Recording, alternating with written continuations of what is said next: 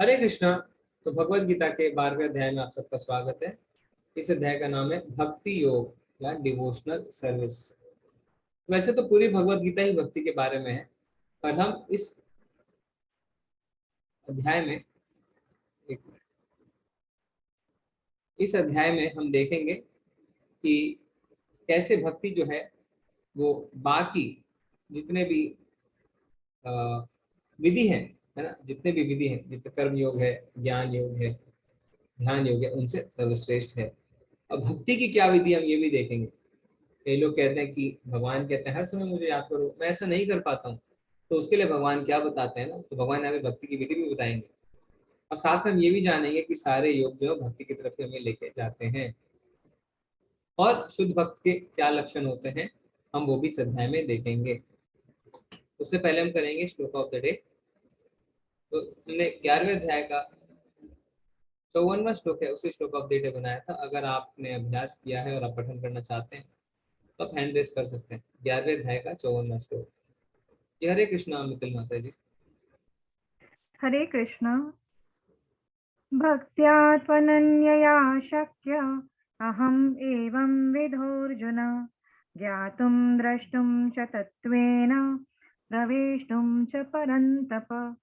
हे अर्जुन, केवल अनन्य भक्ति द्वारा मुझे उस रूप में समझा जा सकता है जिस रूप में मैं तुम्हारे समक्ष खड़ा हूँ, और इसी प्रकार मेरा साक्षात दर्शन भी किया जा सकता है। केवल इसी विधि से तुम मेरे ज्ञान के रहस्य को पा सकते हो। जी हरे कृष्ण। धन्यवाद माता जी। योगेश प्रभु हरे कृष्णा। हरे कृष्ण प्रभु जी। जी भक्त्या त्वन्या शक्य अहमेव विधोर्जुनम् ज्ञातुं दृष्टुं च तत्त्वेन प्रविष्टुं च परन्तप। हरे कृष्ण प्रभु जी। धन्यवाद प्रभु जी, धन्यवाद। बबीता माता जी हरे कृष्णा। हरे कृष्ण प्रभु जी। भक्त्या त्वनन्यया शक्यः अहं एवं विध अर्जुन ज्ञातुं द्रष्टुं च तत्त्वेन प्रवेष्टुं च परन्तप।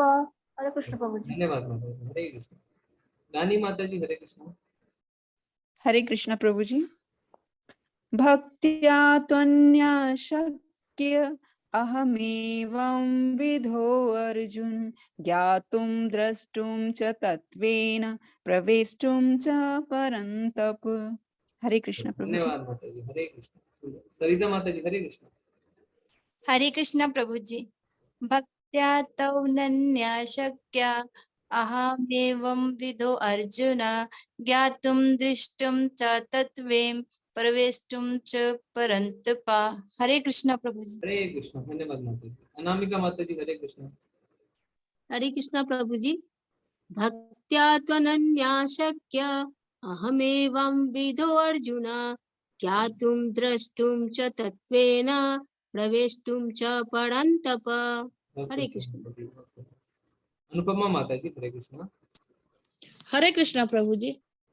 भक्त्या भक्त्या त्वनन्या शक्या अहमेवं विधो अर्जुनं ज्ञातुं द्रष्टुं च तत्त्वेन प्रवेष्टुं च परन्तप।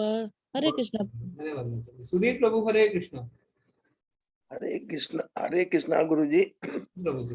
भक्त्या त्वन्यया शक्य अहमेवं विधो अर्जुन ज्ञातुं द्रष्टुं च तत्त्वेन प्रवेष्टुं च परन्तप। हरे कृष्ण। हरे कृष्णा। धन्यवाद। मंजू माता जी हरे कृष्णा। हरे कृष्ण प्रभु जी। भक्तिया तो अनन्या साक अहम एवं विधु अर्जनाः ज्ञातुं द्रष्टुं च तत्त्वेन प्रविष्टुं च परन्तपः। हरे कृष्ण। हरे कृष्णा। धन्यवाद माता जी। मनोरमा माता जी हरे कृष्णा। हरे कृष्ण प्रभु जी। भक्तया त्वनन्या शक्य अहमे विधोर्जन अर्जुन ज्ञातुं दृष्टं च त्वेन प्रवेष्टुं च परन्तप। हरे कृष्ण प्रभु जी। हरे कृष्णा। धन्यवाद माता जी। उमा माता जी हरे कृष्णा।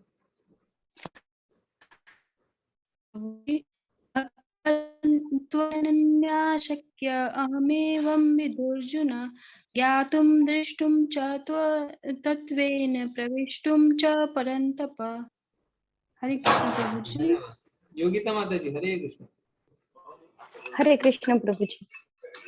भक्तया त्वन्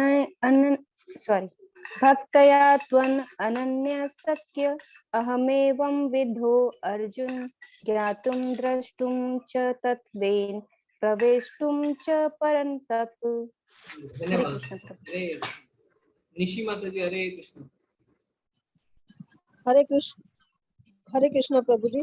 भक्त्या त्वन्यया शक्य अहमेवं विद्योर्जुन ज्ञातुं द्रष्टुं च तत्त्वेन प्रवेष्टुं च परन्तप। हरे कृष्ण। धन्यवाद माता जी। हेमंत प्रभु, हरे कृष्ण। हरे कृष्णा प्रभु जी। भक्त्या तवनन्या शक्ये अहमेव विविधोऽर्जुन ज्ञातुं द्रष्टुं च तत्त्वेन प्रवेष्टु च परन्तप।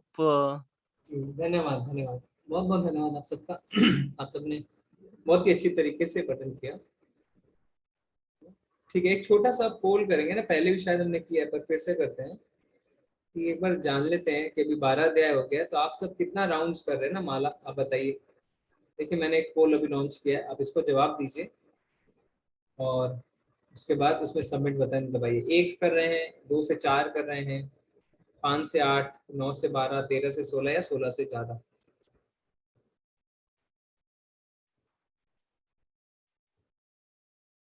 अभी काफी लोगों ने जवाब नहीं दिया, आप सब लोग जवाब दीजिए।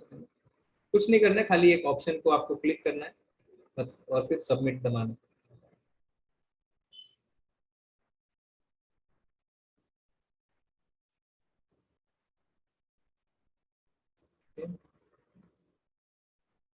कि आधे लोगों ने अभी जवाब दिया है, और कोई जवाब दीजिए, है ना। कई लोग शायद नहीं कर रहे हैं इसीलिए मुझे इसमें एक और ऑप्शन रखना चाहिए था, 0। जी ठीक है, तो इसको मैं एंड करता हूँ। ओके ओके, तो इसमें आप देख सकते हैं, अभी शेयर रिजल्ट्स में कर देता हूँ स्क्रीन पे। हाँ, तो एक माला जो है 25% लोग एक माला कर रहे हैं, 2 से 4 33% लोग कर रहे हैं, 5 से 8 8% लोग, 9 से 12 8%, 13 से 16 6%, 16 से ज्यादा 19% लोग कर रहे हैं। हरी बोल। तो 16 से ज्यादा कर रहे हैं 20% लोग के आसपास, तो काफी अच्छी बात है ये। और टोटल 56% यानी 56% लोगों ने पार्टिसिपेट किया। तो मैं ये सोच रहा हूँ कि कम से कम 56% या 60% लोग जो है माला शुरू कर चुके हैं आपसे, बहुत ही अच्छा। कोशिश करें जिन्होंने अभी नहीं किया है, क्योंकि ऑप्शन 0 हमें अपने लाइफ से हटाना है, कम से कम ऑप्शन 1 में आना है। ठीक है, धन्यवाद आप सबका। ओके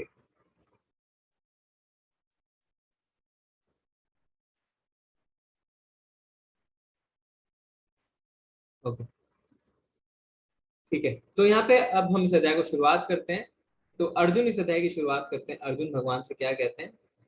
अर्जुन उवाच एवं सतत युक्ता ये भक्तास्त्वां परुपासते ये चाप्यक्षरम अव्यक्तम तेषां के युगवित्तमः।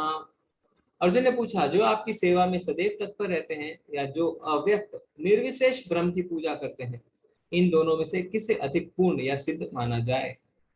तो जो परम सत्य है ना, उसकी अनुभूति करने की 3 विधि है। पहला, निराकार ब्रह्म। निराकार ब्रह्म क्या होता है? जो लोग कहते हैं कि भगवान का कोई साकार रूप नहीं है ना, भगवान का कोई हाथ पैर मुंह नहीं है, भगवान सिर्फ एक ज्योति है, जैसा आप स्क्रीन पे देख सकते हैं। कई लोग ऐसा सोचते हैं, तो उसे कहते हैं निराकार ब्रह्म। फिर दूसरा स्तर आता है परमात्मा, यानी हमारे हृदय में जो विष्णु रूप में भगवान है, उसे परमात्मा। और तीसरा है साक्षात भगवान। तो श्रीमद् भागवतम में क्या कहते हैं इसको कहते हैं ब्रह्मेति परमात्मेति भगवानेति।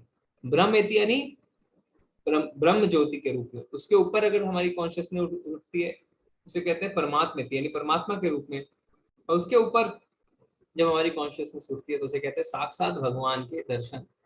तो अर्जुन भगवान से पूछ रहे हैं कि सबसे श्रेष्ठ विधि क्या है, कैसे आपसे जुड़ा जाए।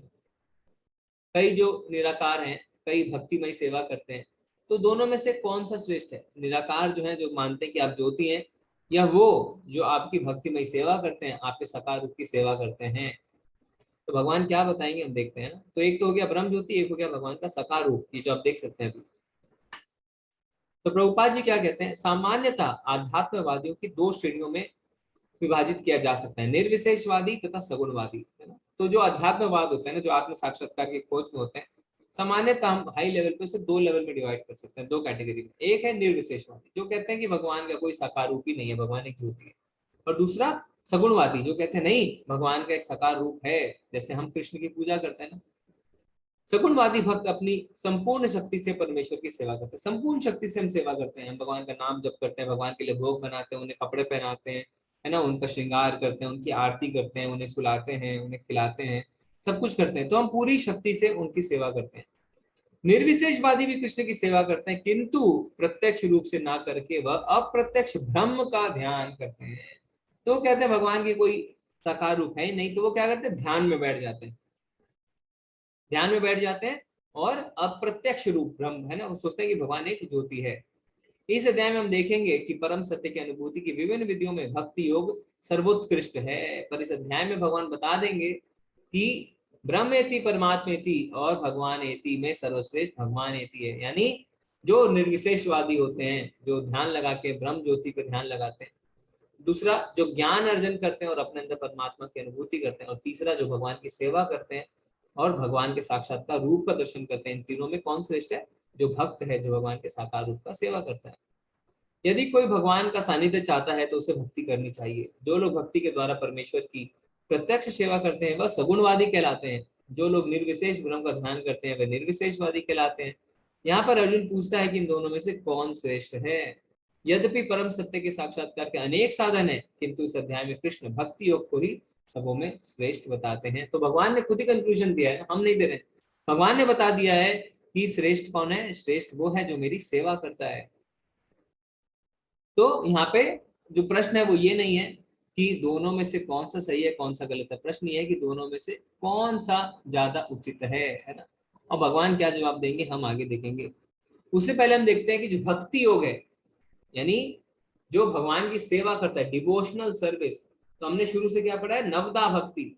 नवदा भक्ति यानी जो 9 चरण होते हैं भक्ति के, क्या क्या होता है, श्रवणम कीर्तनम स्मरणम पाद सेवनम अर्चनम वंदनम दास्यम साख्यम आत्मनिवेदनम। तो यहाँ पे आप देख सकते हैं, पहला श्रवणम यानी भगवान के बारे में सुनना, श्रवणम के बाद कीर्तनम यानी भगवान के नाम गुण रूप लीला के बारे में कीर्तन करना, फिर स्मरणम यानी भगवान को याद करना, भगवान की माला करना। तो ये 3 हम बार बार सुनते हैं, श्रवणम कीर्तनम स्मरणम। और क्या है, पाद सेवनम भगवान के चरण कमलों की सेवा करना, फिर अर्चनम यानी भगवान की अर्चना करना, वंदनम भगवान को प्रार्थनाएं ऑफर करना, दास्यम जैसे भगवान की सेवा करना, सेवक बन जाना जैसे हनुमान जी, साख्यम यानी भगवान का दोस्त बन जाना, और आत्मनिवेदन यानी भगवान को संपूर्ण तरीके से सरेंडर कर देना। तो सबका उदाहरण में हम देख रहे हैं। सबसे पहले चित्र में आप देख सकते हैं श्रवणम में परीक्षित महाराज है ना, उन्होंने 7 दिन 7 रात बिना खाए पिए, यहाँ तक कि मल मूत्र भी नहीं त्यागा और भगवान के बारे में सुनते रहे सुखदेव गोस्वामी से। कीर्तनम में मीरा माता आती है ना, हमेशा भगवान के कीर्तन में लगे रहते थे। स्मरणम है ना, हरिदास ठाकुर जो दिन में 192 माला करते थे। तो अगर हम कैलकुलेशन करें तो 192 माला मतलब प्राय 24 घंटे। पाद सेवनम है ना, लक्ष्मी जी हमने पढ़ा था, सहस्त्र लक्ष्मी जो है, हजारों हजारों लक्ष्मी भगवान के चरण कमलों की सेवा करती है। अर्चनम, वंदनम में कौन है, आप देख सकते हैं यहाँ पे ध्रुव महाराज है ना, ध्रुव महाराज ने भगवान को वंदना करी थी, उन्होंने प्रार्थनाएं करी थी भगवान से। फिर दास्यम में हनुमान जी, साख्य में अर्जुन, और आत्मनिवेदन यानी भगवान के आगे पूर्ण रूप से समर्पण। तो भक्ति योग में अलग अलग मार्ग है ना, नवदा भक्ति से कहते हैं। तो सगुणवादी अलग अलग तरीके से भगवान से जुड़ सकते हैं। तो जो सगुणवादी होते हैं, जो भगवान का साकार रूप मानते हैं, देखिए उनके पास कितने सारे तरीके हैं भगवान से जुड़ने के। आप 9 के 9 तरीके से भी जुड़ सकते हैं, आप किसी 1 2 3 4 तरीके से, कितने भी तरीके से भगवान से जुड़ सकते हैं।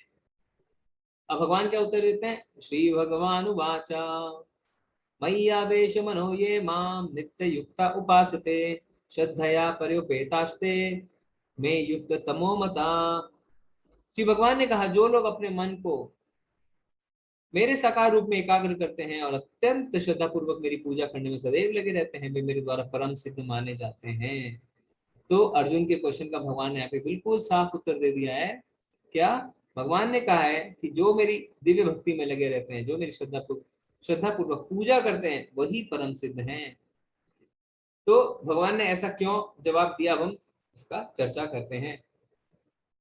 तो जो निराकारी होते हैं ना, जो भगवान का आकार नहीं मानते, वो ज्ञान मार्ग को चुनते हैं, वो भक्ति मार्ग को नहीं चुनते, और वो अपने मस्तिष्क का इस्तेमाल करना चाहते हैं, अपने ब्रेन का इस्तेमाल करना चाहते हैं, और उनको अनेक अनेक जन्म लग जाते हैं भगवान को समझने में। तो भगवान ने 7वें अध्याय में कहा है ना, बहु नाम जन्म नाम अंते ज्ञान मान माम प्रपद्यते, यानी उनको बहुत सारे जन्म लेने पड़ते हैं, क्योंकि वो अपनी शक्ति, अपनी बुद्धि से भगवान को समझना चाहते हैं।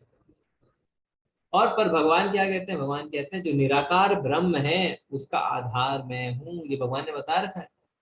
ऐसा उल्टा नहीं है कि जो निराकार ज्योति है वो भगवान का आधार है, नहीं, भगवान निराकार ज्योति के आधार है। जैसे मान लीजिए आपके कमरे में एक बल्ब है ना, रोशनी है, तो रोशनी क्या है, निराकार, पर उसका आधार हमेशा एक साकार रूप होता है ना, बल्ब होता है। फूल से सुगंध निकलती है, सुगंध निराकार है, पर फूल जो है वो तो साकार रूप में है। तो हर निराकार का आधार एक साकार होता है। और निराकारवादी क्या करते हैं, वो सोचते हैं क्या कि वो सांख्य से ज्ञान लेते हैं ना, कि मैं शरीर नहीं हूँ, मैं हाथ नहीं हूँ, मैं पैर नहीं हूँ, मैं आत्मा हूँ। अंत में वो भी भगवान की सेवा में लगेंगे, पर क्या होता है, उनका मार्ग जो है वो बहुत बड़ा हो जाता है, क्योंकि वो सांख्य के द्वारा धीरे धीरे विश्लेषण करते हुए आगे बढ़ते हैं। कई लोग कहते हैं कि भक्त तो भावुक होते हैं, है ना, उनके पास ज्ञान नहीं होता, पर भगवान ने श्लोक में उसका खंडन कर दिया।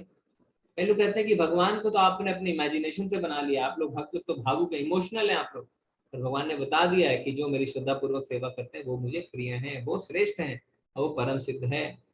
और भगवान क्या कहते हैं, ददामी बुद्धि योगम तम, यानी जो भक्ति करता है उनको अपने आप भगवान ज्ञान प्रदान करते हैं। तो ऐसा नहीं है कि जो भगवान की सेवा कर रहा है ना, मान लीजिए भगवान की सेवा में किसी को मंदिर सफाई का काम मिला हुआ है, किसी को पुजारी का काम मिला हुआ है, किसी को खाना बनाने का काम मिला हुआ है, तो कहेंगे अरे मैं कैसे शास्त्र को पढ़ूं, मैं कैसे ज्ञान अर्जन करूं। भगवान क्या कहते हैं, ददामी बुद्धि योगम तम, जो मेरी सेवा में लगा है उसको मैं अपने आप ज्ञान उसके हृदय में प्रकाशित करता हूँ। ठीक है, तो ऐसा नहीं है कि जो शास्त्र नहीं पढ़ रहे हैं या भगवान की सेवा में लगे उन्हें भगवान ज्ञान नहीं देंगे। पर निराकारवादी भगवान के साकार रूप को नहीं मानते, भक्त दोनों रूप को मानते हैं, क्योंकि भक्त को पता है कि भगवान के शरीर से ही जो ज्योति निकल रही है वो ब्रह्म ज्योति है, तो वो दोनों को मानते हैं। पर भक्त जो है वो पूर्ण रूप से भगवान को जानते हैं, पर जो निराकारवादी होते हैं वो ब्रह्म ज्योति के पार नहीं जा पाते। ठीक है, तो इसका हमने उदाहरण भी देखा। लेकिन जो लोग अपनी इंद्रियों को वश में करके तथा सबों के प्रति संभाव रखकर परम सत्य की निराकार कल्पना के अंतर्गत उस अव्यक्त की पूरी तरह से पूजा करते हैं, जो इंद्रियों की अनुभूति के परे हैं, सर्वव्यापी है, अकल्पनीय है, अपरिवर्तनीय, अचल तथा ध्रुव है, वे समस्त लोगों के कल्याण के संलग्न रह के अंततः मुझे प्राप्त करते हैं। भगवान कह रहे हैं जो निराकारवादी है ना, वो भी मुझे प्राप्त करते हैं। तो गलत सही नहीं है, पर सवाल यह है कि श्रेष्ठ कौन है। तो भगवान कहते हैं श्रेष्ठ कौन है, श्रेष्ठ है भक्त, क्योंकि निराकार का जो मार्ग है उसमें बहुत कठिनाइयां आती हैं। तो भगवान क्या कहते हैं, जिन लोगों के मन परमेश्वर के अव्यक्त निराकार स्वरूप के प्रति आसक्त हैं, उनके लिए प्रगति कर पाना अत्यंत कष्टप्रद है। ध्येयधारियों के लिए उस क्षेत्र में प्रगति कर पाना सदैव दुष्कर होता है। तो भगवान बता रहे हैं जो निराकार यानी जो ब्रह्म ज्योति को ध्यान लगाते हैं, उनका जो मार्ग है वो दुखों से भरा हुआ होता है और उनके लिए प्रगति कर पाना बहुत कठिन है। क्योंकि क्या है, साकार रूप में तो आप कितनी सेवा कर सकते हैं ना भगवान की, बहुत सारी सेवाएं कर सकते हैं। आप उनके लिए माला बना सकते हैं, उनके लिए भोजन बना सकते हैं, श्रृंगार कर सकते हैं। फिर भी आप देखते हैं कि साकार रूप में इतनी सेवा करने के बाद भी हमारा ध्यान भटकता है। पर सोचिए आप जो निराकार ब्रह्म के पीछे हैं, है ना, जो सोच रहे भगवान एक ज्योति है, कोई साकार रूप ही नहीं है, उनका कितना ध्यान भटकता होगा। तो इसलिए भगवान कह रहे हैं बहुत कष्टप्रद है ध्येयधारियों के लिए ना, यानी जो भक्ति करते हैं वो बाकी जीवों का भी वो फायदा करते हैं। क्योंकि हम मंत्र जब करते हैं तो बोल बोल के करते हैं, हरे कृष्ण कृष्ण कृष्ण हरे हरे। तो बाकी जो देहधारी हैं, यानी जो पेड़ हैं, जो कीड़े पतंगे हैं, वो उनके कानों में भी जब ये ध्वनि जाती है तो उनका भी कल्याण होता है। पर अगर कोई ध्यान में बैठा है तो वो सिर्फ अपने लिए कार्य कर रहा है। पर भक्त जो है वो प्रसाद वितरण करता है, भगवान के चरण कमल पे चढ़े हुए पुष्पों को दूसरों को सुंघाता है, तो इससे दूसरों का भी कल्याण होता है। है ना। और ध्यान क्या है, ध्यान मनुष्य कर सकता है, पर बाकी तो कोई ध्यान में बैठ भी नहीं सकता है। कोई कीड़ा बैठेगा क्या ध्यान पे? नहीं बैठेगा। पर भगवान के मंत्र का उच्चारण सुन के, ध्वनि सुन के उसका कल्याण हो सकता है। इसलिए प्रभुपाद जी ने क्या कहा है कि हमें भक्तों के संग के साथ बहुत ध्यान देना है। एसोसिएशन, ABCD में ए एसोसिएशन है, भक्तों का संग बहुत ही ज्यादा आवश्यक है। अब यहाँ पे भगवान बता रहे हैं कि कैसे अपने भक्तों का भगवान उद्धार करते हैं। ये तु सर्वाणि कर्माणि मयि सन्न्यस्य मत्परः अनन्येनैव योगेन मां ध्यायन्तुपासते तेषाम् अहं समुद्धर्ता मृत्यु संसार सागरात् भवामि च निरात् पार्थ मय्यावेशचेतसाम्। जो अपने सारे कार्यों को मुझ में अर्पित करके तथा अविचलित भाव से मेरी भक्ति करते हुए मेरी पूजा करते हैं और अपने चित्तों को मुझ पर स्थित करके निरंतर मेरा ध्यान करते हैं, उनके लिए हे पार्थ मैं जन्म मृत्यु के सागर से शीघ्र उद्धार करने वाला हूँ।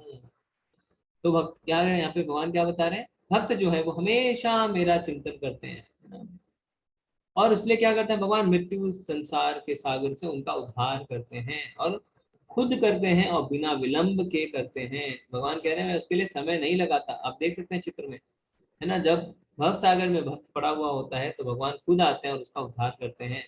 मान लीजिए समुद्र के बीचों बीच कोई फंस गया है ना, कोई भी ऐसा तैराक नहीं है जो वहां से निकल सके जब तक कि वहां पे कोई नौका ना आए।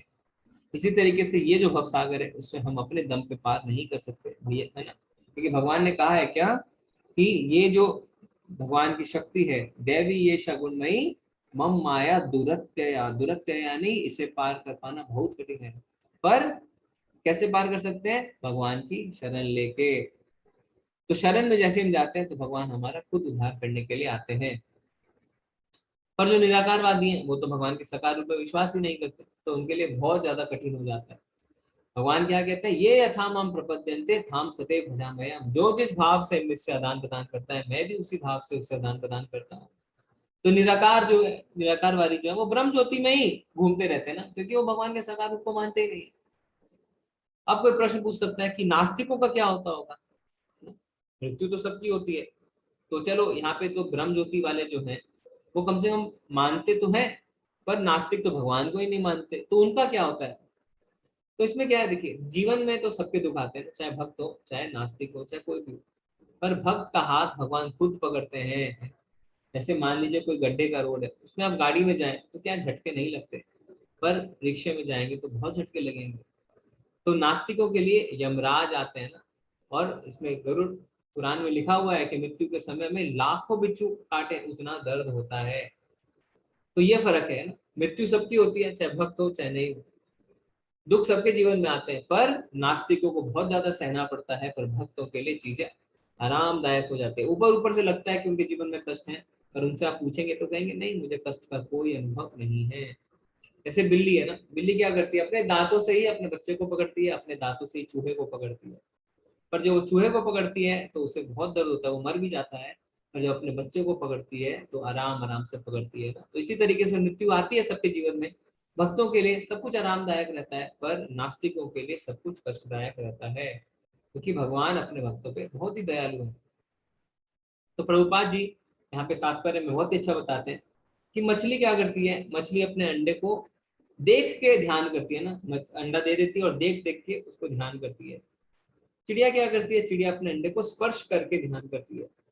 कछुआ क्या करता है, कछुआ रथ में अपने अंडे को देख के निकल जाता है, वो ना उसे देखता है ना उसे स्पर्श करता है, वो ऐसे ही उसका ध्यान लगाता है ना। इसी तरीके से भक्त किसी भी परिस्थिति में क्यों ना हो वो भगवान का ध्यान करता है। हो सकता है भगवान के पास ना हो, भगवान अपने धाम में हो, पर फिर भी वो हमेशा भगवान का ध्यान लगाता है। जैसे वो कछुआ है ना, अपने अंडे के पास ना होके भी हमेशा उसका ध्यान लगाता रहता है।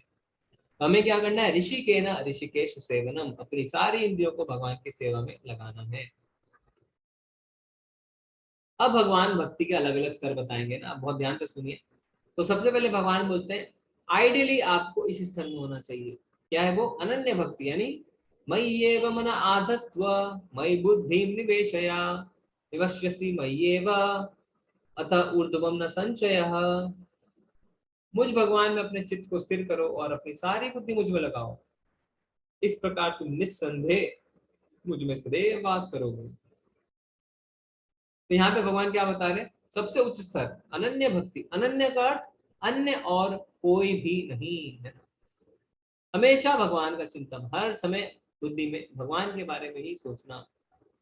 अर्जुन को भी बोलते क्या है भगवान, हर समय मेरा ध्यान करो, युद्ध करते हुए भी मेरा ध्यान करो। तो कोई भी कार्य करते हुए भगवान का ध्यान करना, इसे क्या कहते हैं, इसे कहते हैं अनन्य भक्ति। और कई लोग क्या कहते हैं, अरे हमसे तो ऐसा होता ही नहीं है, हम तो हर समय भगवान को याद नहीं कर पाते, तो क्या हम क्या करें, हम छोड़ दें सब कुछ, हम भक्ति नहीं करें। तो भगवान कहते हैं नहीं, ऐसी छोड़ने की तुम्हें आवश्यकता नहीं है। तुम क्या कर सकते हो, अतः चित्तम समाधातुम न शक्नोषि मयि स्थिरम अभ्यास योगेन ततो माम इच्छाप्तुम धनंजय। हे अर्जुन, हे धनंजय, यदि तुम अपने चित्त को अविचल भाव से मुझ पर स्थिर नहीं कर सकते तो तुम भक्ति योग के विधि विधानों का पालन करो, इस प्रकार तुम मुझे प्राप्त करने की चाह उत्पन्न करोगे। तो भगवान यहाँ पे कहते हैं कि कोई बात नहीं, तुम नए हो, तुम केवल भक्ति के नियमों का ही पालन कर लो, ऐसा करने से तुम्हारा मन लगेगा, है ना। जैसे क्या नियम है, एक माला हमें करनी है तो करनी है ना, उसे छोड़ो मत, नियमों का पालन करो। जैसे कई लोग, आप जो है आज सुबह मंगल आरती में शामिल हुए, तो उसको आप नियम बना सकते हैं। तो वो नियम है हमारे कि सुबह उठना है, मंगल आरती करनी है, मालाएं करनी है ना, भगवान को चढ़ा हुआ भोग ही खाना है। तो ये सब नियमों का पालन करेंगे, जिसे हम वैधि भक्ति या साधना भक्ति भी कहते हैं। तो उसमें क्या होगा, धीरे धीरे हम भगवान को पाने की चाह उत्पन्न करेंगे। तो ये है दूसरी भक्ति, जिसे हम कहते हैं साधना भक्ति। तो सबसे पहले हुई अनन्य भक्ति, फिर उसके बाद साधना भक्ति, यानी साधन का इस्तेमाल करते हुए भगवान की भक्ति करना। अब कई लोग कहते हैं अरे इतने रूल्स एंड रेगुलेशंस, इतने, मुझसे तो ये नियम के पालन ही नहीं होते, मैं क्या करूं। तो भगवान कहते हैं कोई बात नहीं, यदि तुम भक्ति योग के विधि विधानों का भी अभ्यास नहीं कर सकते तो मेरे लिए कर्म करने का प्रयत्न करो, क्योंकि मेरे लिए कर्म करने से तुम पूर्ण अवस्था यानी सिद्धि को प्राप्त होगे। तो अगर हमें नियम भी हम नहीं पालन कर पाते ना, कई लोग कहते हैं नहीं जी नहीं, हम तो उठ ही नहीं पाते जी, हम तो 12 बजे सोते हैं जी, हम तो 4 बजे नहीं उठ सकते जी, हम क्या करें जी। तो भगवान कहते हैं कोई बात नहीं, अगर तुम्हारी आदतें ऐसी पक गई हैं तो तुम क्या करो, तुम मेरे लिए कर्म करो। तो यहाँ पे आप देख सकते हैं, जैसे एक व्यक्ति क्या कर रहा है, भगवान के मंदिर निर्माण में सहायता कर रहा है, तो हम भी ऐसा कर सकते हैं ना, हम भी भगवान के लिए कार्य कर सकते हैं, मंदिर बनाने में सहायता कर सकते हैं, डोनेशन दे सकते हैं, भक्तों को भोजन बना के खिला सकते हैं, मंदिर में जाके सेवा दे सकते हैं। इससे क्या होगा, इससे भगवान की कृपा मिलेगी और फिर हम भक्ति के नियमों का पालन करने लगेंगे। तो हमें पहुंचना तो अनन्य भक्ति में ही है, जो पहला स्तर है, पर अगर हम वहां पे नहीं है तो हम नीचे के स्तर से शुरू कर सकते हैं।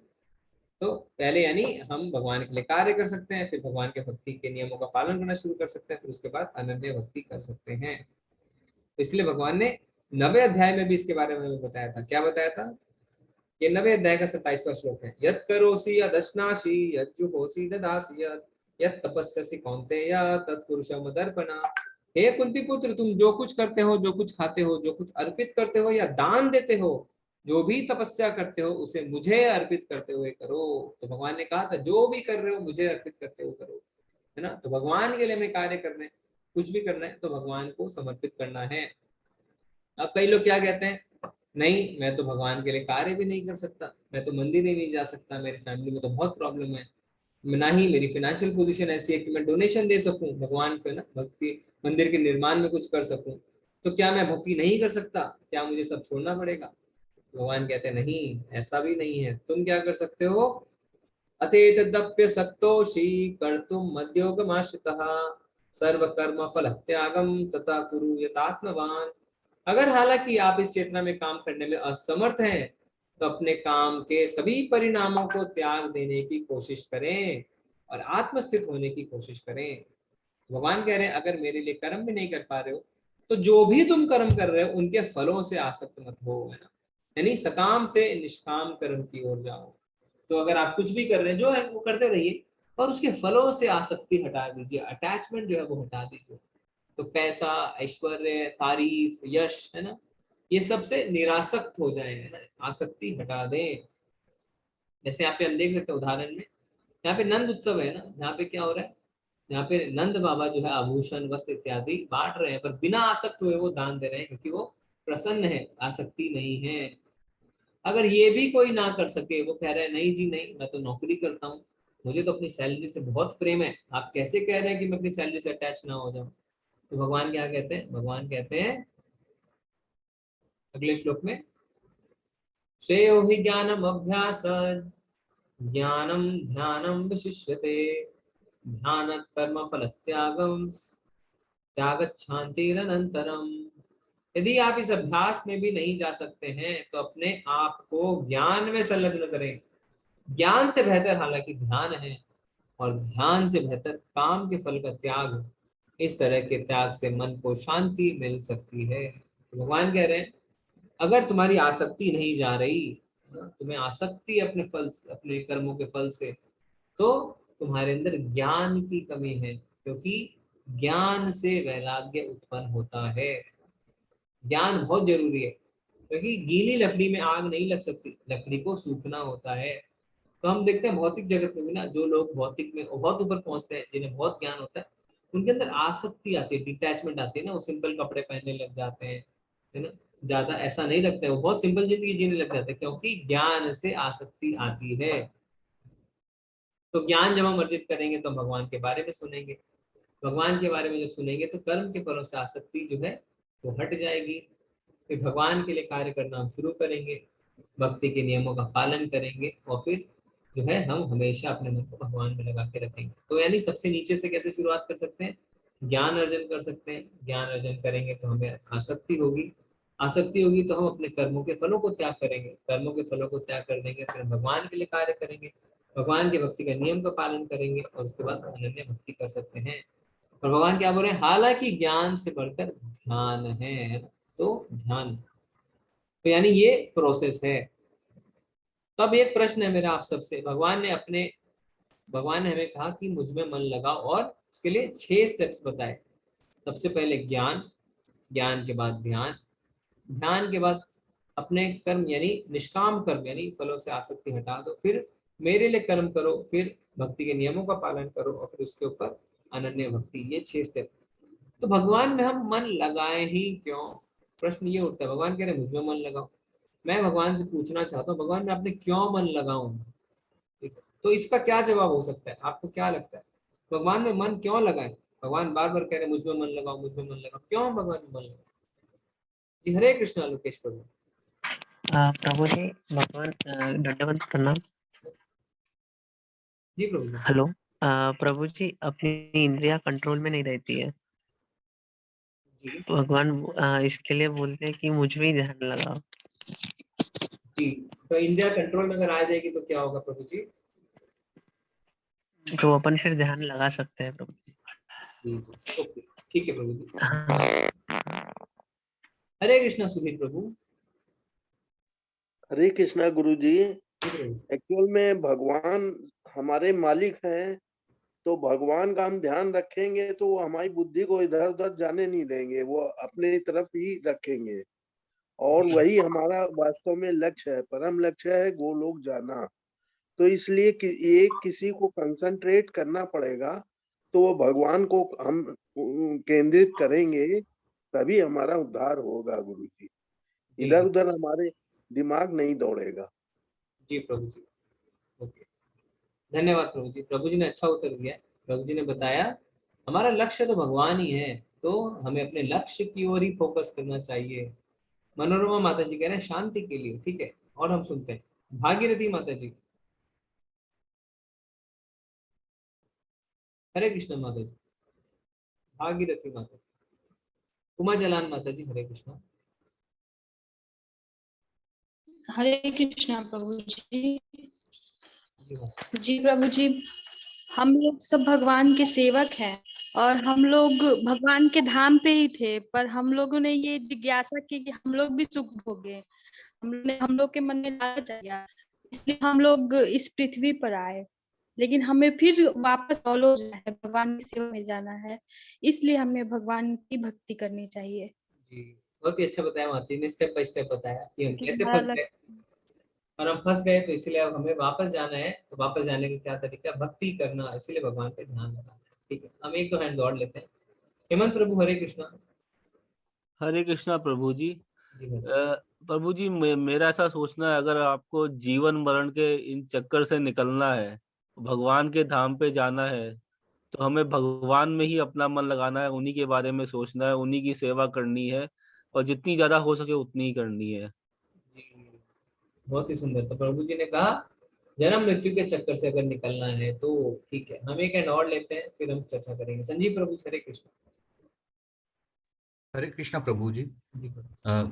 प्रभु जी, जैसे हमने शुरू में भी समझा था कि हमारी इंद्रियां जो है वो बहुत ही वेगवान है।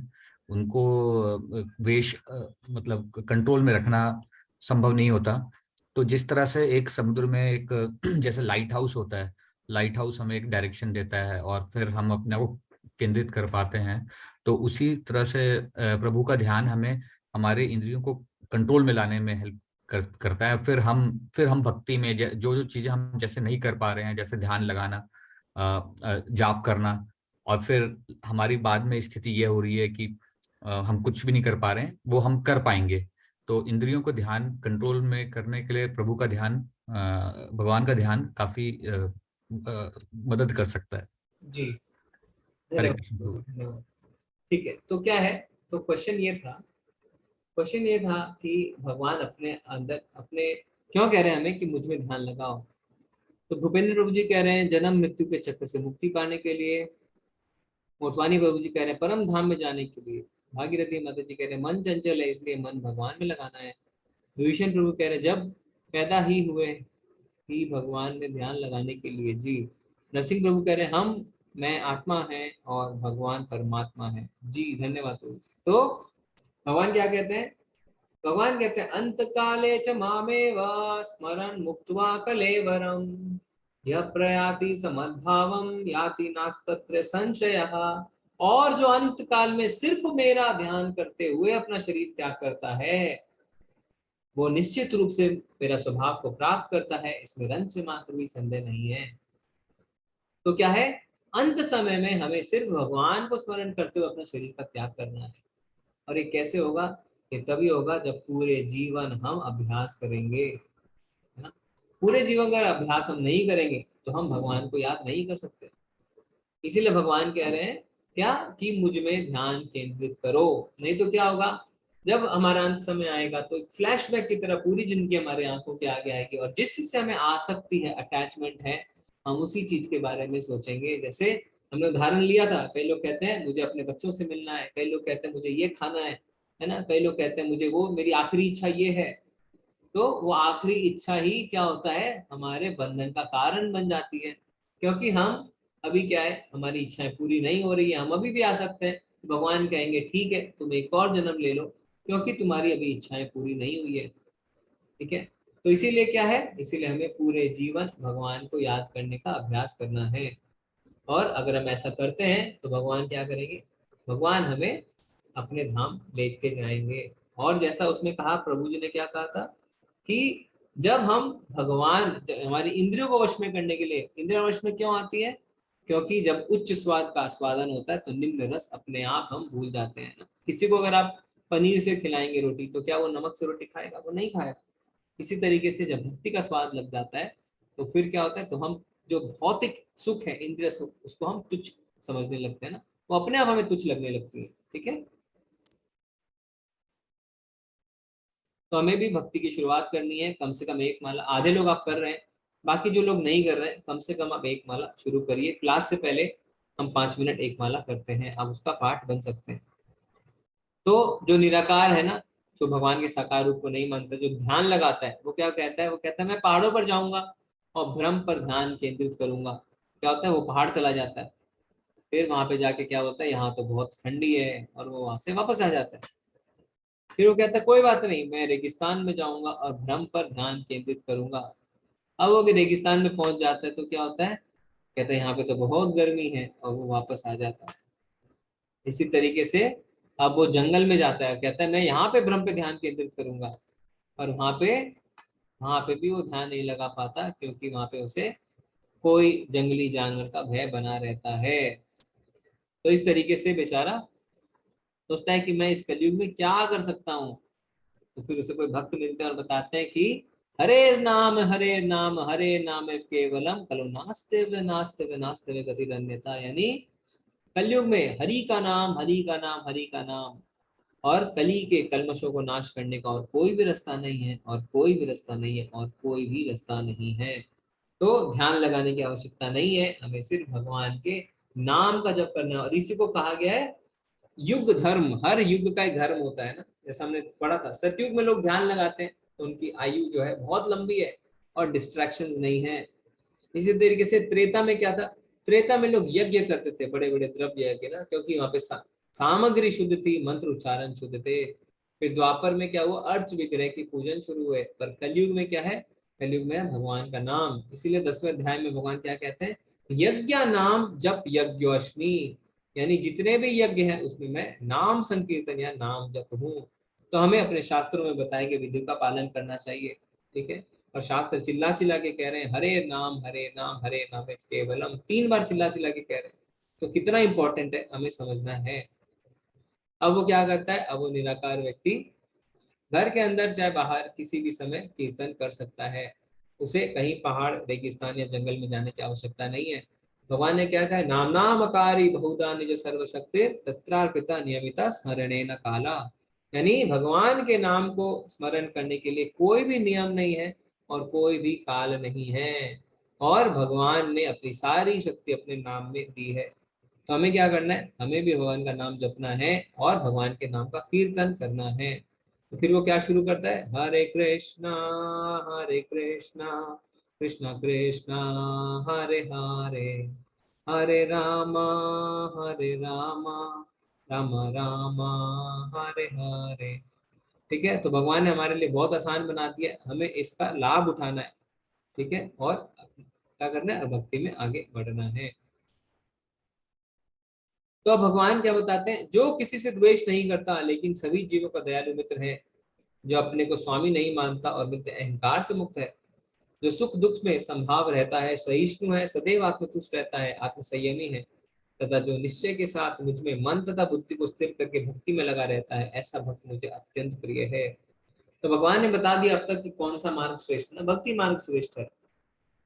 अब और साथ ही साथ भगवान ने भक्ति के अलग अलग स्तर भी हमें बता दिए कि किस किस स्तर पे हम भक्ति कर सकते हैं। अब भगवान बता रहे हैं भक्तों के लक्षण क्या होते हैं, बहुत सारे लक्षण बताए। तो हम उदाहरण लेते हैं सुदामा जी का। सुदामा जी भगवान के मित्र है। देखिए भगवान के मित्र, आप सोच के देखिए, हमारे परिवार में क्या होता है, कोई एक दूर का रिश्तेदार है ना, जो हमें जानता भी नहीं है, वो अगर IAS ऑफिसर है, IPS ऑफिसर है, तो हम क्या है, हम कहते हैं हाँ हाँ मुझे तो कोई दिक्कत नहीं है, मेरे परिवार में तो एक IAS ऑफिसर है।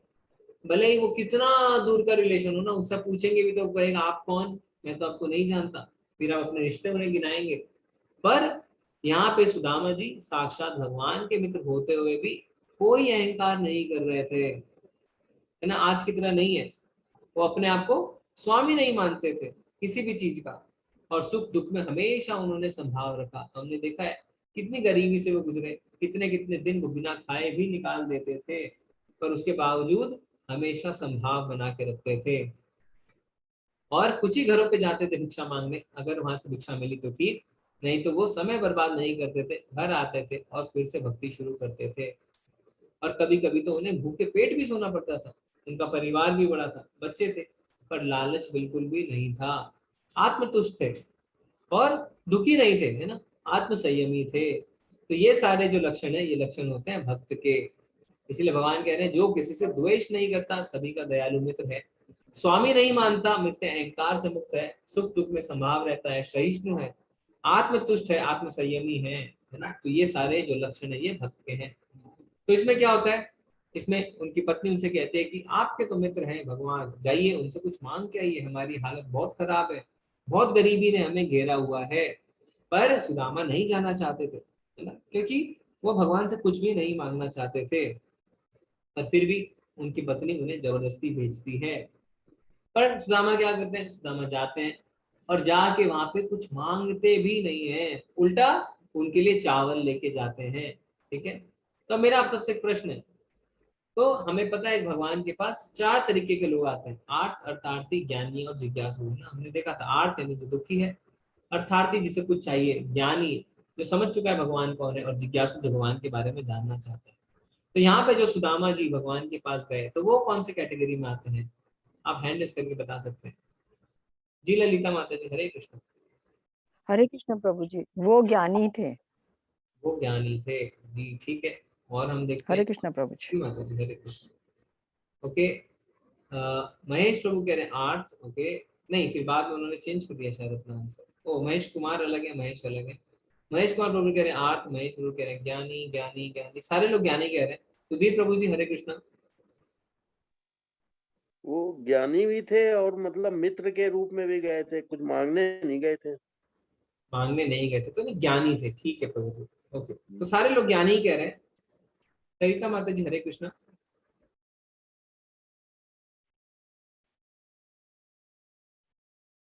ओके, ठीक है, सरिता माता जी हैंड रेज नहीं कर पा रहे। तो 4 लोग जो जाते हैं ना, आप हाँ, उनमें से हमें बताना है। तो भगवान के मित्र थे, सही बात है, साख्य है। पर साख्य रस होता है, यानी भगवान से जुड़ना। पर वो किस कैटेगरी में आते हैं जो भगवान के पास जा रहे हैं ना, भगवान की शरण कौन लेता है? तो यहाँ पे वो ज्ञानी थे, आर्थ नहीं थे। आर्थ का मतलब होता है जो दुखी है। तो वो हमेशा से है ना, उनके गरीबी उन्हें घेरी हुई थी, पर वो कभी भी विचलित नहीं हुए थे।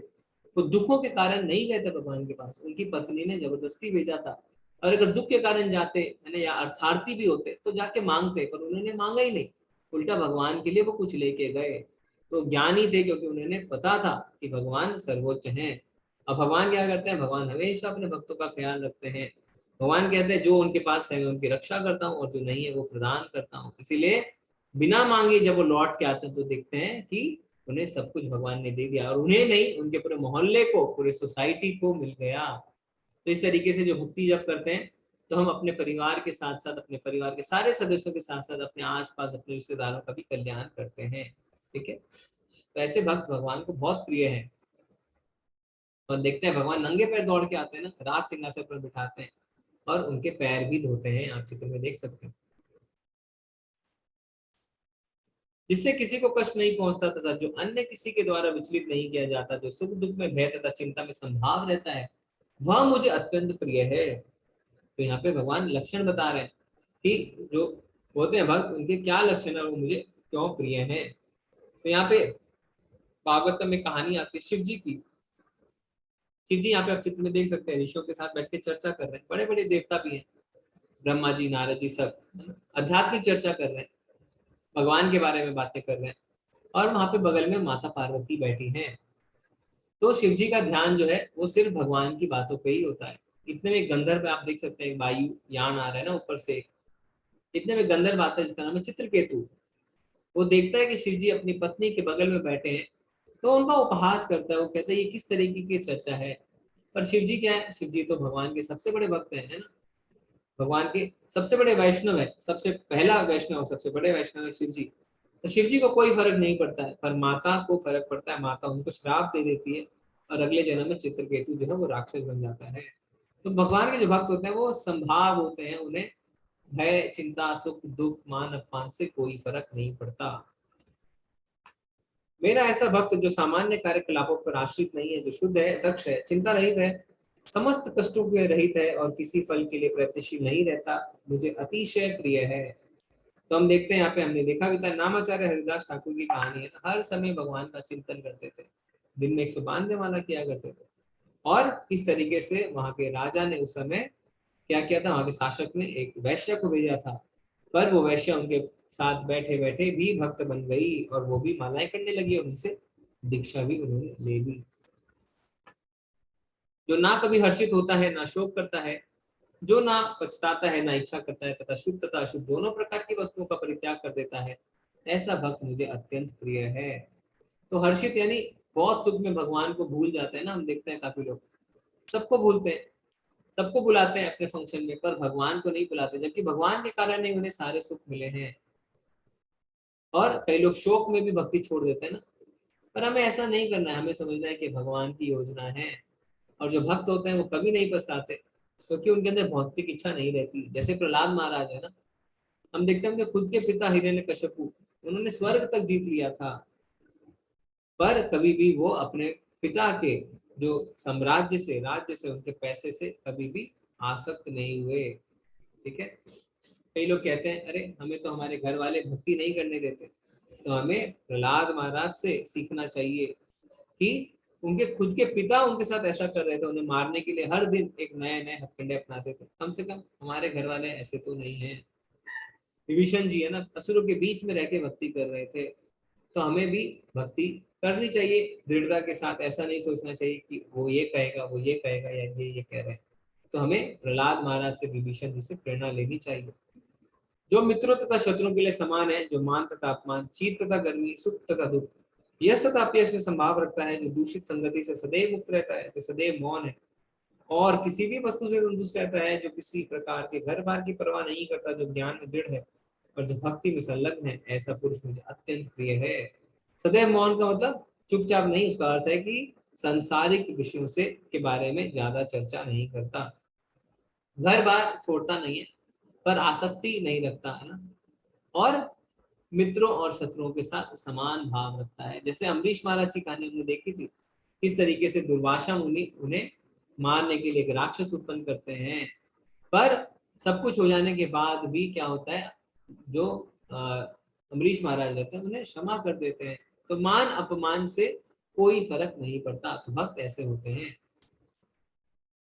फिर यहाँ पे ये इस अध्याय का आखिरी श्लोक है, और ये श्लोक ऑफ द डे भी आप इसे नोट कर लीजिए, 12वें अध्याय का 20वां श्लोक। ये तु धर्मामृतम इदं यथोक्तं परुपासते श्रद्धाना मत्परमा भक्तास्ते अतीव मे प्रियः। जो इस भक्ति के अमर पथ का अनुसरण करते हैं और जो मुझे ही अपने चरम लक्ष्य बनाकर श्रद्धा सहित पूर्ण रूप में संलग्न रहते हैं, वे भक्त मुझे अतिशय या अत्यधिक प्रिय हैं। तो यहाँ पे उदाहरण आता है बिल्व मंगल ठाकुर का, आप तस्वीर में देख सकते हैं। यहाँ पे इनकी एक लंबी कहानी है, पर क्या होता है, इसका सारांश यही है कि बिल्व मंगल ठाकुर को अपनी इंद्र पे बिल्कुल वश नहीं रहता है ना। वो जब भी भगवान की भक्ति पे आगे बढ़ना चाहते हैं, उनकी आंखें जो है उन्हें हमेशा पीछे खींचती हैं। तो वो क्या करते हैं, तंग आके अपनी आंखों को ही फोड़ देते हैं, और फिर भगवान की भक्ति में लगते हैं। तो आप देख सकते हैं यहाँ पे जब वो भगवान के भजन करते हैं तो भगवान स्वयं आके सुनते हैं। पर हमने क्या सीखा है, हमें भगवान का या उनके भक्तों का अनुसरण करना है, अनुकरण नहीं, यानी उनकी शिक्षाओं का पालन करना है। तो उन्होंने भगवान की भक्ति करी, उनकी भजन कीर्तन इत्यादि करी, वो करना है, ना कि अपनी आंखें फोड़ लेनी है, अनुकरण नहीं करना। ठीक है, तो अंत में प्रभुपाद जी को शब्द देखते हैं। इस अध्याय में परम सत्य की जो निराकार धारणा वर्णित है, तो उसकी संस्तुति उस समय तक के लिए की गई है जब तक मनुष्य आत्म साक्षात्कार के लिए अपने आप को समर्पित नहीं कर देता। दूसरे शब्दों में, जब तक उसे शुद्ध भक्त की संगति करने का अवसर प्राप्त नहीं होता, तभी तक निराकार की धारणा लाभप्रद हो सकती है। परम सत्य की निराकार धारणा में मनुष्य कर्म फल के बिना कर्म करता है और आत्मा तथा पदार्थ का ज्ञान प्राप्त करने के लिए ध्यान करता है। यह तभी तक आवश्यक है जब तक शुद्ध भक्ति संगति प्राप्त न हो। सौभाग्यवश यदि कोई शुद्ध भक्ति में सीधे कृष्ण भावनामृत में संलग्न हो, तो उसे आत्म साक्षात्कार के इतने सोपान पार नहीं करने होते। भगवत गीता के मध्य के 6 अध्यायों में जिस प्रकार भक्ति का वर्णन हुआ है, वह अत्यंत हृदयग्राही है। तो जब तक मनुष्य के अंदर भक्ति भाव नहीं है ना, वो निराकार की पूजा कर सकता है, और जब वो शुद्ध भक्ति संगत में आता है तो अपने आप भक्ति जागृत हो जाती है। निराकारवादी जो है वो ध्यान करते हैं ना, मैं शरीर नहीं हूँ, मैं आत्मा हूँ, कहते हैं अहम ब्रह्मास्मि, और एक समय पे वो समझ जाते हैं कि वो आत्मा है, पर उसके आगे क्या है ना, उसके आगे तो कुछ होना चाहिए। मान लीजिए किसी ने इंजीनियरिंग करी हो, मैं इंजीनियर हूँ, आगे क्या, आगे उसे कुछ करना तो पड़ेगा। खाली मैं इंजीनियर हूँ बोलने से कुछ नहीं होगा, तो आगे भगवान की भक्ति ही होती है। और भक्ति के अलग अलग स्तर है, हमने देखा है, सीढ़ी लंबी है, पर भक्तों के संपर्क में हम आते हैं तो तुरंत आगे हम बढ़ जाते हैं। तो इससे हमारे जो बीच के 6 अध्याय हैं 7 से 12 वो समाप्त होते हैं, यानी भक्ति योग प्रधान जो 6 अध्याय थे। और कल से जो है वो हम कर्म योग प्रधान ज्ञान योग प्रधान जो है यूनिट शुरू करेंगे, यानी 13 से 18, और कौन सा ज्ञान जो है भक्ति में आगे बढ़ा सकता है उसके बारे में जानेंगे। तो हमारा ये अध्याय शेष होता है। हरे कृष्णा। अगर आपके कोई प्रश्न है तो आप हैंड रेज कर सकते हैं, नहीं तो आप चैट में भी लिख सकते हैं। तो चैट में कोई प्रश्न आ रखे थे, मैं पढ़ता हूँ उन्हें। ओके, जो गीता माता जी कह रहे हैं, हम ध्यान लगाकर भगवान को पूर्ण रूप से समर्पित हो जाते हैं, ठीक अर्जुन की बात है, तभी भगवान हमें मुक्ति दिला पाएंगे। संगीता माता जी कह रहे हैं, भगवान के भक्ति करने से जीवन में सकारात्मक ऊर्जा का प्रवाह होता है, जिससे हम अपने जीवन उद्देश्य को ज्ञान प्राप्त कर सकते हैं। जी, नरसिंह प्रभु कह रहे हैं हरे कृष्ण कृष्ण कृष्ण हरे हरे हरे राम। ओके, हरे कृष्णा सुधीर प्रभु। हरे कृष्णा गुरु जी। जी प्रभु। ये एक तो पूछना था, जैसे नवदा भक्ति बताई थी, सबके उदाहरण दिए थे, तो अर्चनम में कौन उदाहरण है अर्चनम में? अर्चना में प्रभु जी ऐसा कुछ उदाहरण है ना अलग से नहीं है, पर अमरीश जी है भगवान, क्या? हाँ भगवान की अर्चना करना, सारे भक्ति भगवान की अर्चना करते हैं। अर्चना मतलब पूजा हुआ क्या? हाँ, भगवान की पूजा करना, वर्शिपिंग जिसे कहते हैं, वर्शिपिंग करना, पूजा करना। अच्छा, तो ये जो अमरीश जी थे ये इसी के अंतर्गत आते हैं क्या? अमरीश महाराज तो पूरे 9 के 9 विधि उन्होंने अपना ली थी, सब कुछ करते थे। हाँ। और एक गुरु जी आत्म निवेदन में जैसे पूर्ण समर्पण बताया, तो ये इसके अंतर्गत हम उनको भी ले लें, अर्जुन को भी? बिल्कुल बिल्कुल। तो जो शुद्ध भक्त होते हैं वो पूरी तरीके से ही भगवान पे आत्म समर्पित होते हैं ना, पूरी तरीके से भगवान को लाई करते हैं। जैसे सांख्य में बताया अर्जुन सांख्य था, मित्र था। सांख्य नहीं, साख्य, सखा। साक्ष्य, साख्य, साख्य, सखा, फ्रेंड। अच्छा, हाँ हाँ, साक्ष्य। साख्यम, साख्यम बोलते हैं। हाँ, साख्यम, हाँ, सखा। तो ये अर्जुन जैसे उसमें उदाहरण दिए, तो अर्जुन को इसमें आत्मनिवेदन में भी ले सकते हैं, क्योंकि उसने पूर्ण। ये क्या है ना प्रभु जी, ऐसा म्यूचुअली एक्सक्लूसिव नहीं है, ऐसा नहीं है कि जो साख्य में है तो वो इसमें नहीं है, जो उसमें है वो उसमें नहीं है, ऐसा नहीं है। कईयों में हो सकता है। हाँ, कई हो सकते हैं, जैसे अमरीश महाराज सब में थे। हाँ, तो ऐसे और समझना है। एक गुरु जी ये बात पूछनी है कि जो वो स्वामी जी 192 माला करते थे, तो उनका नाम हरिदास ठाकुर, नामदास ठाकुर एक ही है क्या ये? हाँ हाँ, नामाचार्य हरिदास ठाकुर पूरा ऐसे बोलते हैं, तो इनका नाम हरिदास ठाकुर है। और चैतन्य महाप्रभु ने इन्हें टाइटल दी थी नामाचार्य, क्योंकि दिन भर नाम लेते रहते थे। हाँ हाँ हाँ, हाँ। नामादास ठाकुर, नामाचार्य, नामाचार्य। एक मिनट लिख लें, नामाचार्य, और फिर उसके आगे हरिदास ठाकुर जी। और इन्होंने चैतन्य जी ने, महाप्रभु ने इनको वो दिया, नामाचार्य की उपाधि दी, नामाचार्य। हाँ, तो ये जो लाए थे महामंत्र चैतन्य महाप्रभु ही लाए थे शायद। उन्होंने प्रचार प्रसार किया है, ये महामंत्र तो हमारे शास्त्रों में हमेशा से है, और उन्होंने ही प्रचार शुरू किया इसका महामंत्र। और इसको दिया किसने था? ब्रह्मा जी ने? नहीं, ये शास्त्रों में है, शास्त्र तो भगवान की वाणी है ना प्रभु जी। हाँ हाँ, भगवान ने, ये समझ ले भगवान ने दिया। हाँ, ब्रह्मा जी ने हमें बताया है कि मैंने सारे शास्त्रों को पढ़ा है, पर हरि नाम से ऊपर कुछ भी नहीं मिला मुझे। अच्छा, ब्रह्मा ने एक तरीके से वो उसमें प्रामाणिकता अपनी बता दी कि ये सत्य है। क्या कहते हैं ब्रह्मा जी? इति षोडशक नाम नाम कली कल्मष नाशनम। हाँ, ठीक है गुरु जी, बहुत बहुत धन्यवाद। हरे कृष्णा प्रभु जी। हरे कृष्णा। ओके, कुछ चैट में है, मैं देख लेता हूँ एक बार। प्रदीप प्रभु जी कह रहे हैं जब हम भक्ति करें तो क्या हमें रोज जो भी पूजा अर्चना करते हैं जिसमें हम अगर एकाग्रचित नहीं हो पाते, करनी चाहिए या नहीं, या केवल नाम सिमरन ही करना चाहिए? कृपा मार्गदर्शन करिए। ठीक है, तो प्रभु जी माला करनी सबसे ज्यादा आवश्यक है ना, नाम का हमें सहारा लेना। और चैतन्य महाप्रभु ने हमेशा यही कहा है कि भगवान का कीर्तन करो, भगवान के नाम की माला करो। उसके बाद जो है आप कर सकते हैं ना, भोग लगाते हैं भगवान को आप पुष्प चढ़ाते हैं, पूजा अर्चना करते हैं। घर पे अगर अर्च विग्रह है तो उनकी सेवा करनी होती है, अगर अर्च विग्रह नहीं है तो इतनी सेवा का ज्यादा वो दिक्कत नहीं रहती। और जो मेन फोकस करना है वो करना है भगवान के नाम का जप है, वो बहुत ज्यादा जरूरी है। ठीक है प्रभु जी। नाम जप माला के द्वारा उत्तम है या जपा मीन्स नाम सिमरन? एकता माता जी कह रहे हैं जी, नाम जपा मतलब भगवान के नाम का जप, तो उसको माला से करना अच्छा रहेगा माता जी, अच्छा रहता है। अगर आपको दिक्कत है, माला नहीं है या आप बाहर हैं, ऑफिस में इत्यादि हैं, तो आप ऐसे भी कर सकते हैं, उंगलियों पे काउंट करिए 108। पर अच्छा रहता है कि माला से करें, माला की आदत डालिए, क्योंकि जैसे जैसे माला आगे बढ़ाएंगे 16 माला तक पहुंचेंगे तो माला में करनी है, तो उससे अच्छा रहता है माता जी। ठीक है।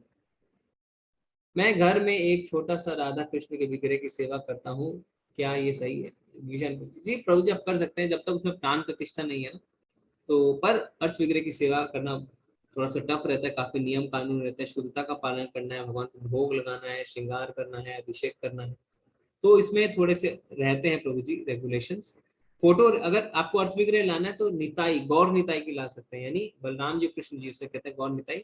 वो बहुत मर्सीफुल है, वो बहुत ज्यादा दयालु है, तो उनको इतने ज्यादा है ना, अगर आपसे त्रुटि भी होती है तो वो क्षमा कर देते हैं। नहीं तो आप फोटो रख सकते हैं, ठीक है प्रभु जी, वो भी उचित रहता है। चैंटिंग कैसे करनी है लोकेश प्रभु कह रहे हैं, प्रभु जी चैंटिंग मतलब यही, माला आपने ली, हरे कृष्ण कृष्ण कृष्ण हरे हरे, हरे राम राम राम हरे, ये एक हुआ, एक बीड हुआ है ना, एक मोती, फिर आगे बढ़ा दिया हरे कृष्ण कृष्ण कृष्ण हरे हरे, हरे राम राम राम हरे हरे, तो ये दूसरा हुआ, ऐसे करके। और जब माला शुरू करते हैं तो पंचतत्व मंत्र कहना है, जय श्री कृष्ण चैतन्य प्रभु नित्यानंद श्री अद्वैत गदाधर श्रीवासादि गौर भक्त। ठीक है प्रभु जी, ये व्हाट्सएप ग्रुप में आपका डाला हुआ है पहले प्रभु जी, सम्मान। मंजू माता जी कह रहे हैं कि मुझे बताइए कि इंसान में मैं करता है मेरा है, मेरे पास आओ मेरी बात सुनो, तो लोग बोलते हैं इस आदमी को मैं घमंड है। हरि में मैं करता हूँ, परंतु भगवान ने कहा है कि मेरी शरण में आओ, मैं तुम्हें मुक्ति प्रदान कर दूंगा, मेरा नाम लो, सब कुछ ठीक है। तो माता जी का पर्पस ये कहने का, माता जी बता रहे हैं, भगवान कह रहे मैं इतना बार मैं कह रहे हैं मेरी शरण में, मेरी शरण में आओ। इंसान अगर करता है तो इंसान को बोलता है घमंडी है, देखो अपने बारे में बोल रहा है। भगवान करे तो भगवान घमंडी नहीं है, तो ये है प्रश्न। तो भगवान तो हमें सच बता रहे हैं ना। जब हमारे माँ बाप हमें बोलते हैं क्या कि जैसा मैं कह रहा हूँ वैसा करो, तो आप क्या कहते हैं, आप तो बहुत घमंडी है ना, जैसा आप कह रहे हैं वैसा क्यों करूँ मैं। फिर अपने पिताजी आपको समझा के पूछते हैं क्या कि मैंने जैसा कहा है वैसा ही करना, मैं जो बोल रहा हूँ वो सुनो, मेरी बात मानो, है ना, मुझे देखो मैं क्या कर रहा हूँ, माँ भी कहती है। तो हम क्या माँ बाप को बोलते हैं हम घमंडी है? नहीं, क्योंकि वो घमंड जाहिर नहीं कर रहे हैं, वो कह रहे हैं मुझसे सीखो, मेरे आचरण से सीखो। तो भगवान अगर ये नहीं बताएंगे कि मैं आपका उद्धार कर सकता हूँ, तो भगवान क्या बताएंगे कि किसके पास जाओ उद्धार करने के लिए? जो सच्चाई है वो तो भगवान को बतानी पड़ेगी ना, नहीं तो हमारे अंदर समर्पण भाव कैसे आएगा। और जब तक हमारे अंदर समर्पण भाव नहीं आएगा, हम अपने जो कॉन्स्टिट्यूशनल, जो संवैधानिक हमारी स्थिति है दास की, वो हम कैसे जानेंगे। अगर भगवान कहेंगे कि अच्छा एक काम करो तुम उसके पास चले जाओ, तो फिर हम उसको बोलेंगे, तो भगवान को बोलेंगे आप कौन है, आप सेक्रेटरी हैं क्या? तो भगवान तो सच्चाई बता रहे हैं ना। और किस लिए बता रहे हैं? उद्धार करने के लिए, अपने अपने आप को बड़ा दर्शाने के लिए नहीं कर रहे हैं। अब भगवान तो भक्तों के भक्त बन जाते हैं, सुदामा के पैर धो रहे हैं ना, कह रहे हैं मेरी शरण में आओ, मैं तुम्हारे पैर धोना चाहता हूँ। तो ये कोई घमंड वाली बात हुई क्या? अगर हम भगवान की भक्ति करते हैं तो भगवान हमारे भक्त बन जाते हैं, भक्तों के भक्त बन जाते हैं। सुदामा जी के पैर धो दिए, कोई अपनी शरण में इसलिए बुलाता है कि मैं उसके पैर धोऊं? तो हमें ठीक से समझना चाहिए, ठीक है माता जी।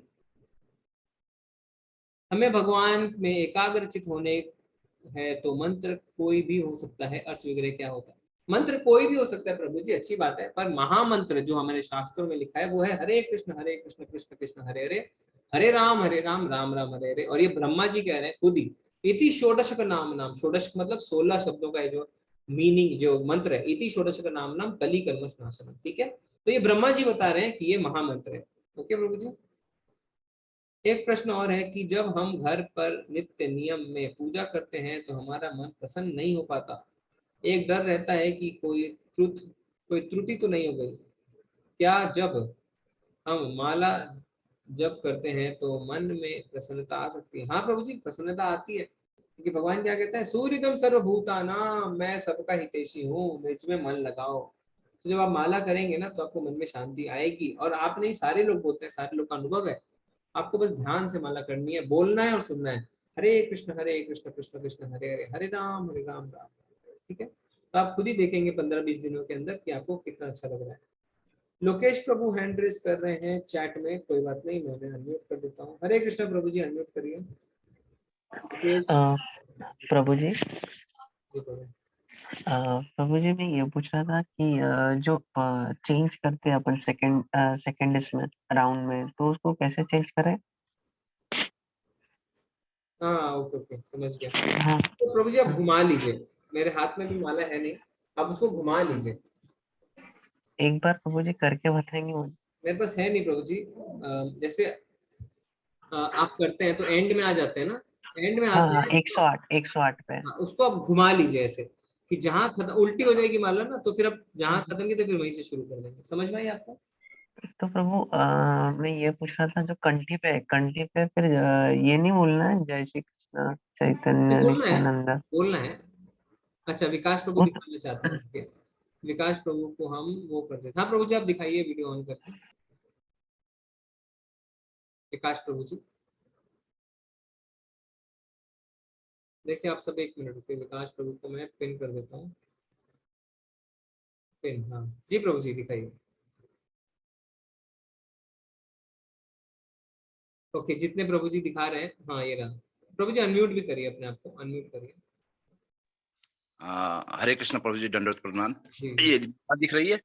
जी जी जी ये प्रभु जी समेरु ना प्रभु जी? जी जी। ये पहली बीट्स, हाँ हाँ। ये पहली बीट्स। यहाँ पे हम लोग को पंचतंत्र मंत्र बोलना है। उसके बाद माला को ऐसे पकड़ना है ना। जी जी जी। उसके बाद हरे कृष्ण कृष्ण कृष्ण हरे हरे, हरे राम राम राम हरे हरे, ये माला ऐसे जाएगी। जी जी।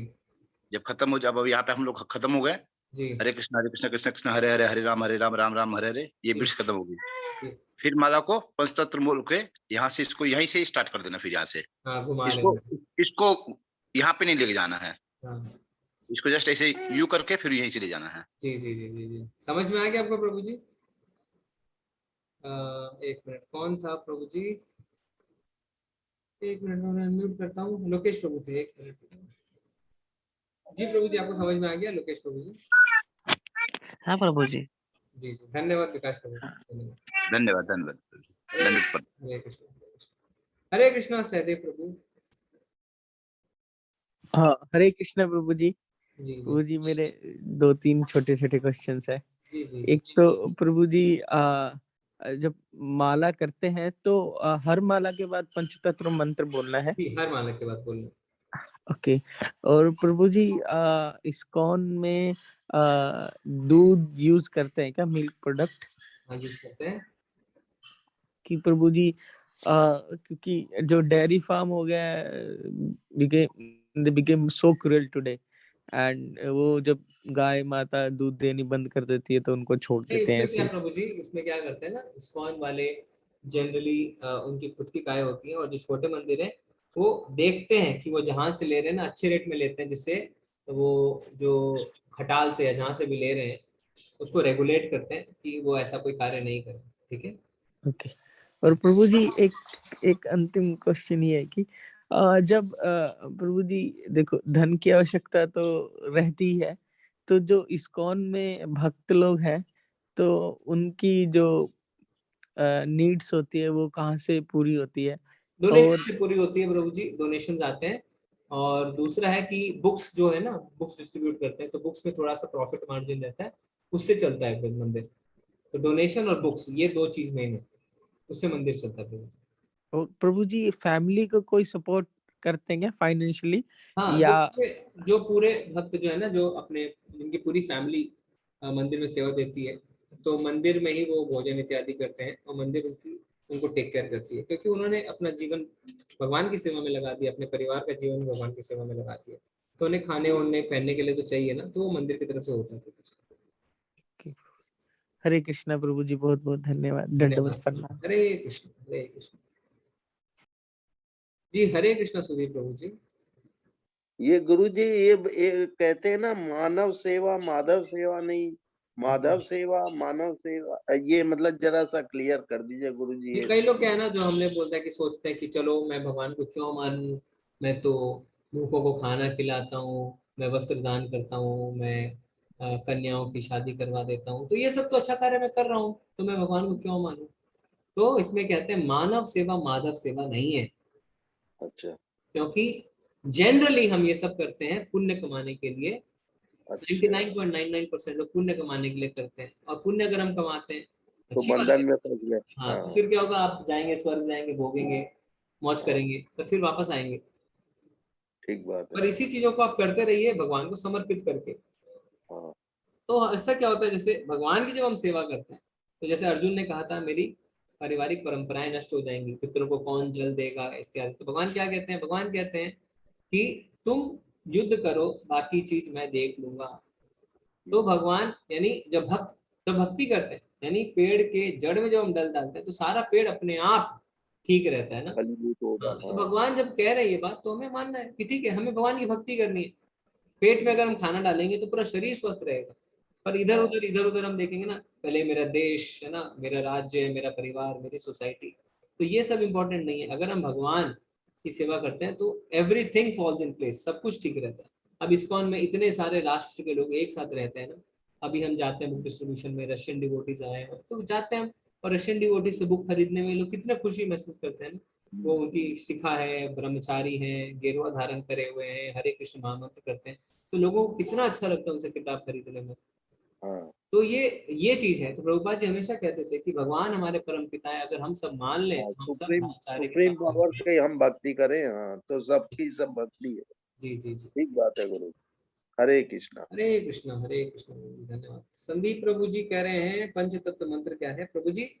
जय श्री कृष्ण चैतन्य प्रभु नित्यानंद श्री अद्वैत गदाधर श्री वासादि गौर भक्त। विकास प्रभु जी अगर आपके लिए संभव हो तो आप व्हाट्सएप ग्रुप में डाल दीजिएगा एक बार इस मंत्र को। ठीक है प्रभु जी? हाँ सर, व्हाट्सएप ग्रुप पे डालिए तो अच्छा रहेगा। हाँ हाँ, मैं व्हाट्सएप ग्रुप में प्रभु जी डाल देंगे। विकास प्रभु ठीक जी है प्रभु। हाँ प्रभु जी, मैं व्हाट्सएप ग्रुप में डाल दे रहा हूँ पंचतत्व मंत्र। धन्यवाद धन्यवाद धन्यवाद प्रभु जी। धन्यवाद। तो विकास प्रभु जी नेपाल से जुड़े हुए हैं, हमारे को होस्ट हैं। अभी सुमित प्रभु जी गए हुए हैं द्वारका की यात्रा पे, तो उन्होंने विकास प्रभु जी को होस्ट बना दिया, बहुत ही अच्छा है। तो इसी तरीके से ना हम मिलजुल के भक्ति में आगे बढ़ सकते हैं, एक दूसरे की सहायता करते हुए। तो हो सके तो जिन्होंने आज ज्वाइन नहीं किया, मंजुला माता जी हैं क्या अभी? हरे कृष्णा मंजुला माता जी, अनम्यूट करिए। माता जी कर पाएंगे क्या अनम्यूट? पवन। हरे कृष्णा माता जी, हरे कृष्णा माता जी। आज आपने मंगल आरती अटेंड करी? जी जी जी। और फिर उसके बाद आपने मालाएं भी करी? जी हाँ, माला भी करी। कैसा लगा आपको माता जी? बहुत अच्छा। तो अच्छा माता लगा। जी है ना, माता जी ने मंगल आरती अटेंड करनी शुरू कर दी है। माता जी कोर्ट में सीनियर लॉयर हैं, एडवोकेट हैं, फिर भी समय निकाल के भक्ति कर रहे हैं, 16 माला कर रहे हैं। तो आप सबसे भी निवेदन है कि आप भी मंगल आरती अटेंड करना शुरू करिए, और मालाएं 5 से 7 के बीच में जो मालाएं एक साथ हो रही है उसे आप भी करें। तो सब भक्तों के साथ माला करने में क्या रहता है, बहुत ही अच्छा रहता है, ध्यान से हम माला कर सकते हैं ना, नहीं तो दिन भर हमारा दिमाग बहुत ज्यादा भटकता रहता है। हरे कृष्णा मनोरमा माता जी।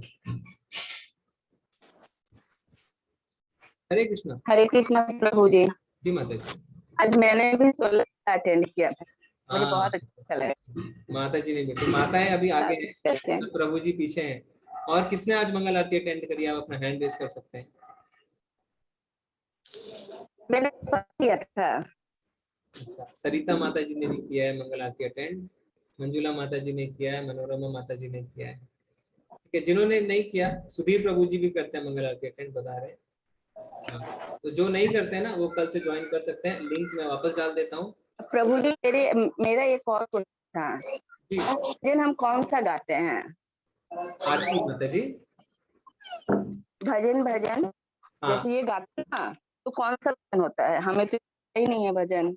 हाउ टू अटेंड मंगल आरती? तो मंगल आरती अटेंड करने के लिए एक लिंक है जो मैंने अभी डाला है, t.ly/गीता, ओ सॉरी /टेम्पल होगा, ये गीता नहीं, मैं फिर से डाल देता हूँ, t.ly/टेम्पल। इससे अटेंड करना। भजन जो गाते हैं माता जी, जो हम आरती गाते हैं ना, मैं कोशिश करूंगा मैं व्हाट्सएप में डाल दूं। ठीक है, ठीक है प्रभु जी, धन्यवाद प्रभु जी।